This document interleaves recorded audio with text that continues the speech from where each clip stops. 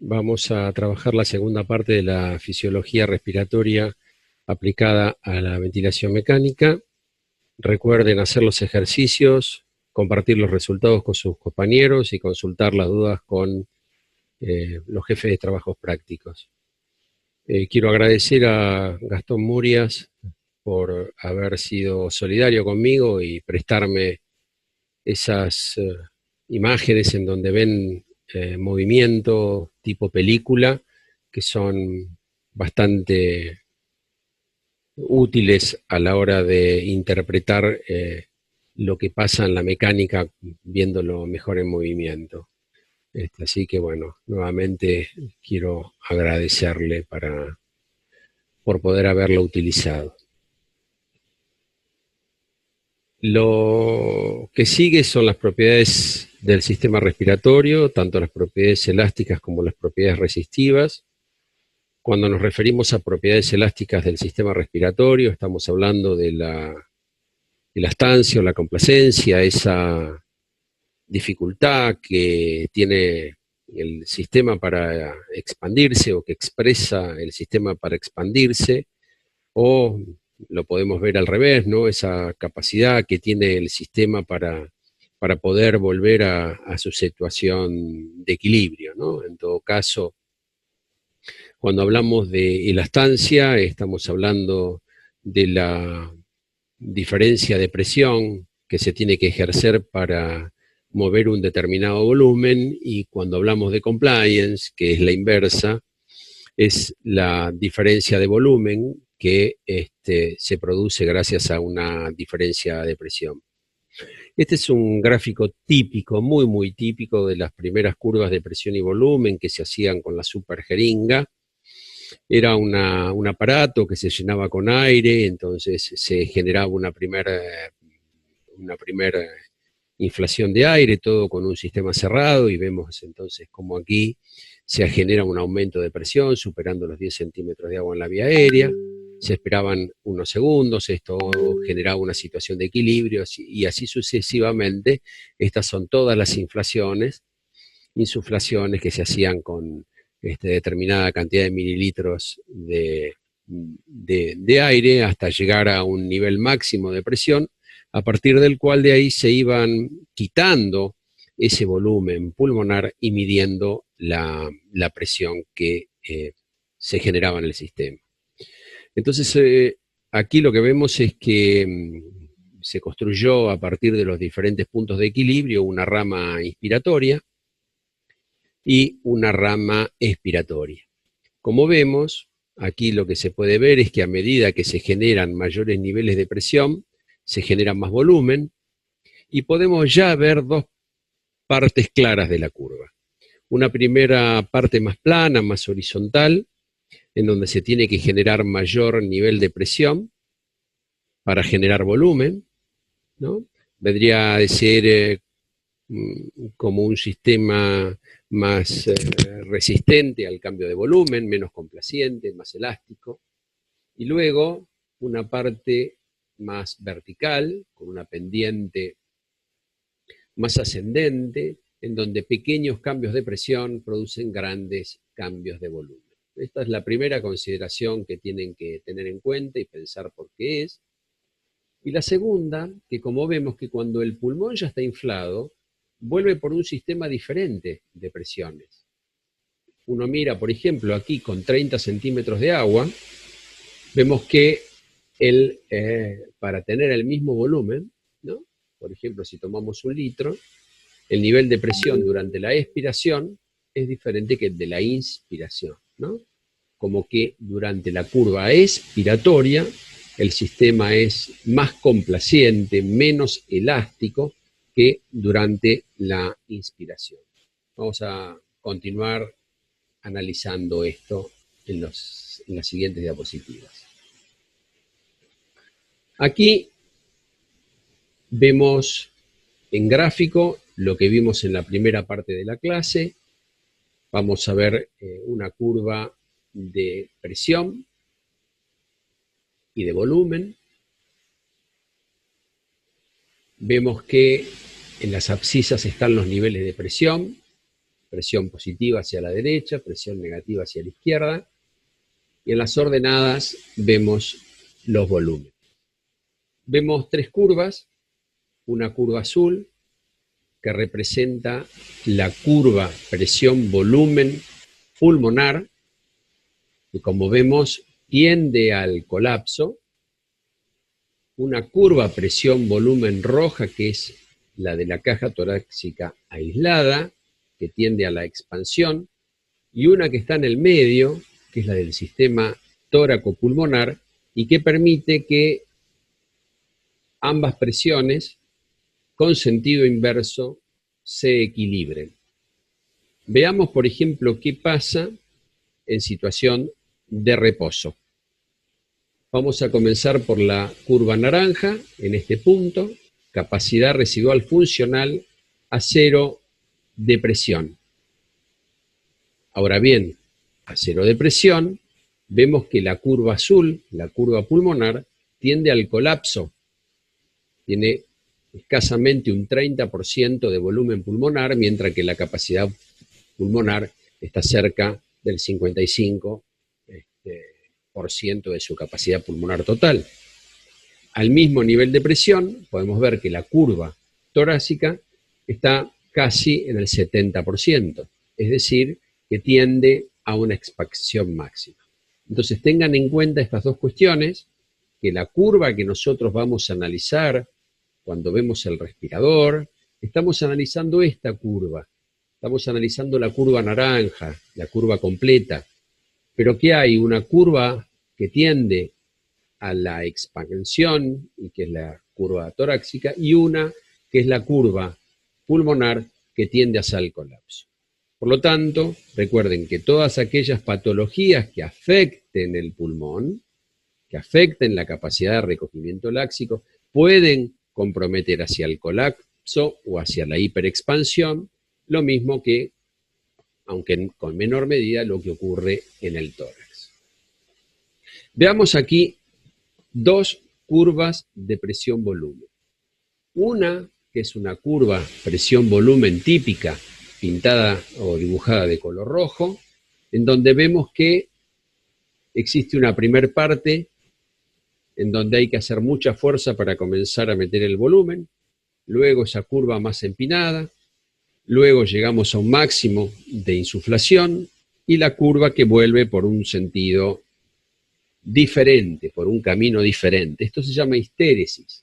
Esta diferencia que existen en los niveles de presiones requeridos para mantener una determinada cantidad de volumen dentro del pulmón se llama histéresis. Y esto, como vamos a ver, es porque hay fuerzas de retracción aquí, especialmente son el surfactante, que hace, ¿no?, que el tejido necesite un tiempo para abrirse. Una vez que ya está abierto, es más fácil de que el pulmón permanezca abierto.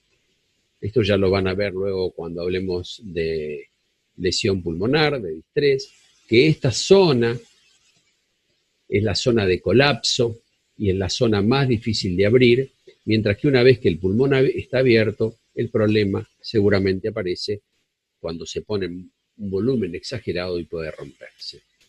En la curva azul vemos que se pierde el surfactante porque es una curva hecha en donde los pulmones están llenos de líquido, y vemos que esa histéresis es diferente, ¿sí? Y ya no se necesita un nivel de presión inicial, sino que rápidamente la curva comienza a inflarse, o el pulmón comienza a llenarse de líquido sin necesidad de hacer presiones diferentes durante la parte inicial de la curva y la parte media, y luego la expiración viene por el mismo camino. Entonces la histéresis, esa apertura no uniforme de los alvéolos colapsados, ¿no?, hace que las ramas de la inflación y de la deflación vayan por caminos distintos, ¿no? Y esto es debido a la diferente tensión alveolar. En un pulmón normal, la tensión superficial representa 2/3 de las fuerzas de retroceso. Cuando esa tensión alveolar se pierde como consecuencia, o aumenta, perdón, como consecuencia de la pérdida del surfactante, esta zona de colapso requiere mayor presión, ¿no? Tengan en cuenta que el efecto de la tensión superficial sobre las fuerzas de retroceso, ¿no?, La diferencia horizontal entre las curvas, estas diferencias, refleja el efecto de la tensión superficial, que es mayor en la inspiración, que es menor en la expiración y que es totalmente abolido cuando se utiliza líquido, donde se pierde la interfase del gas con el líquido, ¿no? Otras partes de la curva, esa primera parte de la curva, dijimos que requiere mucha presión, termina en un momento en donde el pulmón comienza a abrirse más fácilmente y se lo llamó punto de inflexión inferior o P-flex. Esto se utiliza en algunas maniobras para determinar la capacidad de reclutamiento o los niveles de PIB. Luego el pulmón se sigue insuflando más o menos simplemente hasta un lugar en donde pequeños cambios de presión generan, grandes cambios de presión no generan prácticamente cambio de volumen, ¿no? Aquí vemos entonces una curva ascendente lenta con mucha presión, poco aire, punto de inflexión inferior, poca presión, mucho volumen, hasta un punto de inflexión superior, en donde grandes cambios de presión generan poco cambio de volumen. Ahora vamos a ver la relación existente entre el decúbito y la capacidad residual funcional. La película muestra el efecto de pasar de la posición erecta a la posición supina en la capacidad residual funcional. Nuevamente vemos entonces un individuo respirando parado. Tenemos en amarillo una curva de presión volumen pulmonar, una verde de la torácica y en el medio en rojo la curva de presión tóraco-pulmonar. Vemos que si el individuo se acuesta, comienzan a aparecer presiones que se van a ver sobreimpuestas, la presión de la gravedad y la presión del mismo tejido, que van a hacer mayor presión sobre las zonas basales del pulmón. Ahí vemos que hay un aplanamiento de la curva, quiere decir entonces que ya vamos a necesitar mayores presiones para meter menores cantidades de volumen, o las mismas cantidades de volumen, y si a esto se le agrega el efecto de las vísceras sobre el diafragma, hace que esta situación aún se haga más evidente y vemos que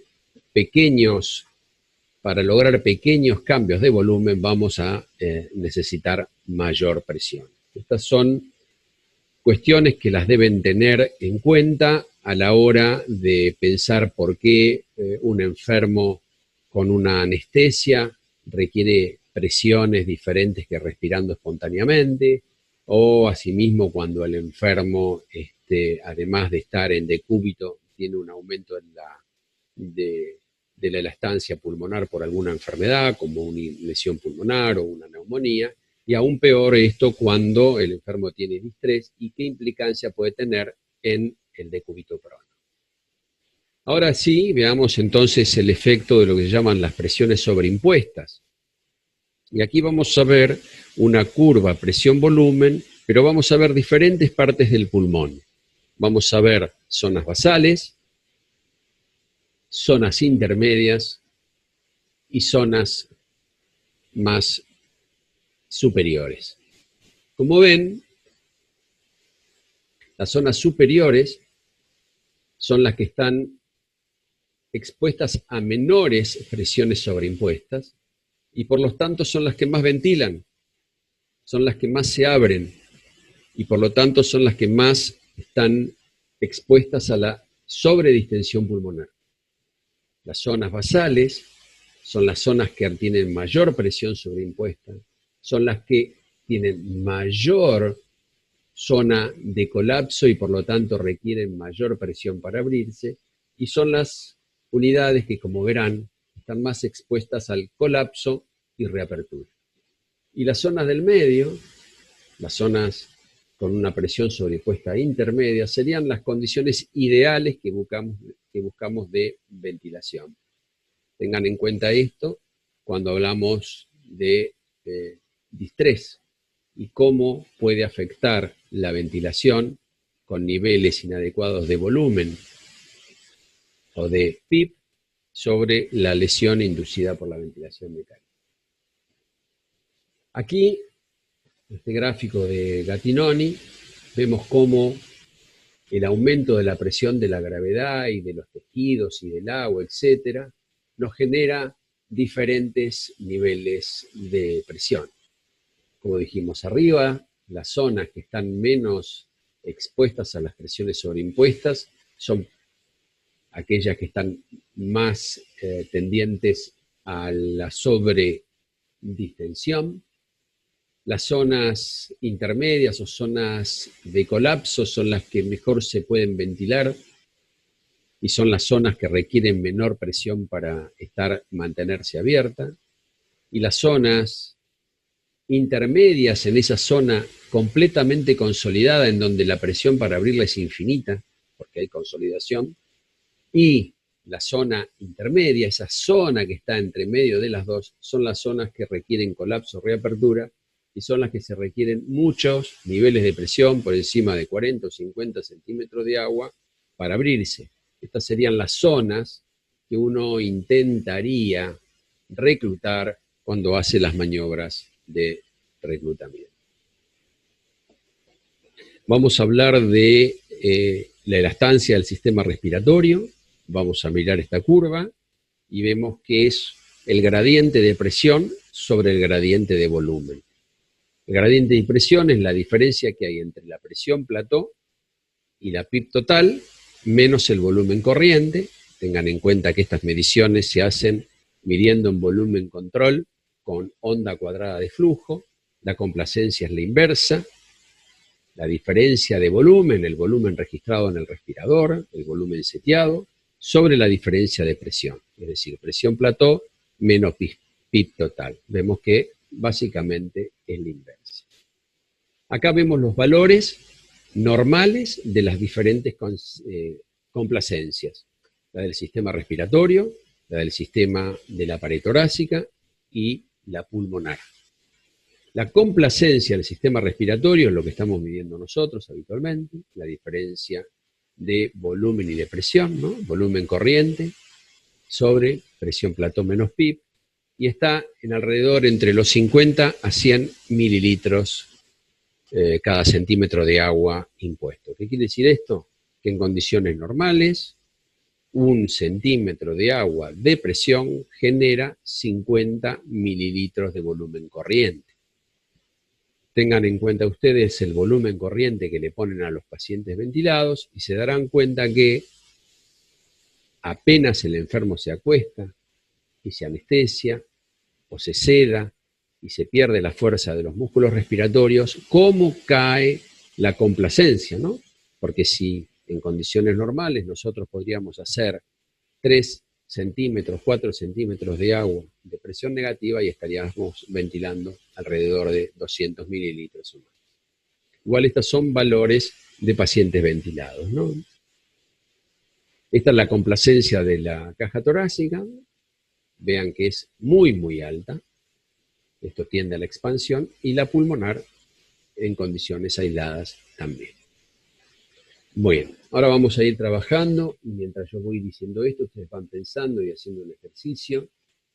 Piensen qué tipo de onda estamos mirando aquí. Lo que les puedo decir es que está funcionando un flujo de 20 litros por minuto y un volumen corriente de 320 mililitros, ¿no? Es una onda de Q, es una onda de presión, de flujo, de volumen, ¿qué les parece? Muy bien, es una onda de flujo en el tiempo. Esta es más fácil porque ya vemos que hay una presión pico, una presión plató y hay una PIB. Estos valores, mírenlos y ténganlos en cuenta para hacer unos ejercicios. Presión pico de 43, plató de 40, PIB de 26. Y esta, vemos que hay un ascenso de presión, hay oscilaciones, ¿sí? Es una curva de presión esofágica, con un balón esofágico, ¿no? Que es igual a 30 centímetros de agua, y al final de la expiración de 26. Como ven, esto representa la presión al final de la expiración, la PIP, que es igual a la seteada, y la presión al final de la inspiración es de 30. Ven que hay una diferencia entre la presión pico, la presión plató y esta presión que se genera en el esófago. Así que piensen por qué será. Piensen en presiones a través de membranas. Muy bien. Y acá es la respuesta, la diferencia en las presiones transpulmonares de 10 centímetros de agua, ¿no? La diferencia entre las presiones en la vía aérea, la presión alveolar y la presión pleural. Bueno, quito esto un segundo, calculen la complacencia del sistema respiratorio, la complacencia torácica y la complacencia pulmonar, y determinen los valores en relación a los valores que se encuentran aquí. Luego podrán detener esto y ver los valores. Muy bien. Vamos a hablar ahora de los conceptos de estrés y de strain. Cuando nos referimos a estrés, nos referimos a tensión. Cuando nos referimos a strain, a deformación, esa deformación sufrida por las unidades alveolares a través de la tensión recibida. Stretch es estiramiento y shear es cizallamiento, ¿no? De fricción. Aquí vamos a ver cómo la presión aplicada en la presión pleural en A se transmite a las diferentes zonas alveolares. Aquí vemos en el gráfico B que una presión pleural negativa, haciendo fuerza de expansión, se transmite a diferentes zonas de los alvéolos, y como verán, las formas alveolares son distintas porque traccionan de las diferentes trabéculas que se encuentran aquí. La presión pleural se aplica a la pleura y se debe transmitir a través de todas las regiones pulmonares, a través de un sistema de transmisión, un citoesqueleto, ¿no? Que es fibroso, que consta de dos componentes, que son las fibras axiales, que están ancladas desde el ilio y que se extienden todo a lo largo de la vía aérea, que se ramifican hasta los conductos alveolares, y un sistema de fibras periféricas, ¿no? Que están anclados a la vía visceral, a la pleura pulmonar, que penetra en forma centrípeta en el pulmón hasta los acinos. Aquí vemos una estructura donde las presiones se transmiten en forma muy uniforme entre todas las unidades alveolares a través de los diferentes tractos. Aquí vemos un alveolo que está más colapsado y por lo tanto ya comienza a generar diferente presión entre los que lo rodean. Aquí la deformidad es mayor y finalmente, en este caso, si se siguen aplicando presiones, esta interindependencia alveolar hace que, lógicamente, haya lugares que estén expuestos, uniones interalveolares que están expuestas a muchísima presión, ¿no? Muchísima deformidad y mayor riesgo de ruptura. Aquí lo vamos a seguir viendo en esta diapositiva. Aquí vemos la misma estructura alveolar a capacidad pulmonar total en el dibujo de arriba y a capacidad residual en el dibujo de abajo.